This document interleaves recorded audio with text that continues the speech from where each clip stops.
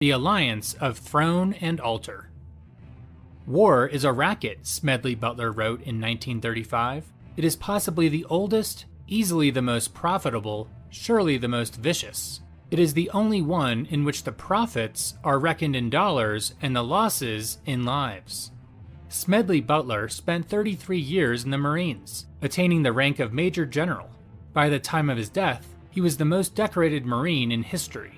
Yet Butler became one of America's most vocal anti-imperialists. He spent much of his career in Latin America, where his experiences left him convinced that war served the interests of corporations, while soldiers and taxpayers shouldered the costs. To understand U.S. intervention in Latin America, we first have to look at how America's foreign policy shifted after the Spanish-American War.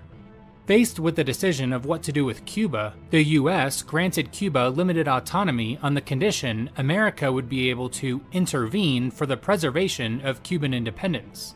In 1904, President Teddy Roosevelt extended this policy to all Latin American countries. In other words, under the guise of protecting Latin America's independence, the U.S. government claimed the right to military intervention in the region.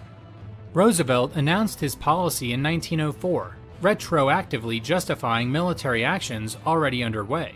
A year earlier, the military had ordered Smedley Butler to Honduras to quell civil unrest. This began his participation in the Latin American conflicts known as the Banana Wars. In 1899, American businessman Minor Keith established the United Fruit Company, which survives today as Chiquita. Keith wanted to expand his banana export business, as bananas had proven immensely popular in the U.S. after their introduction in 1870. In exchange for land, United Fruit partnered with Central American governments to build infrastructure, but the company quickly faced competition from other American exporters, such as Cuyamel and Standard Fruit. The companies backed rival politicians, exacerbating domestic unrest in the countries they operated in, which became known as banana republics. This is the context behind Butler's statement that he helped make Honduras right for the American fruit companies in 1903. Witnessing the military protect corporate interests, Butler blamed capitalism, but he was actually railing against corporatism. Under capitalism, both profits and losses are privatized, but corporatism socializes losses. Butler acknowledged that taxpayers and soldiers bore the costs of the wars that corporations profited from.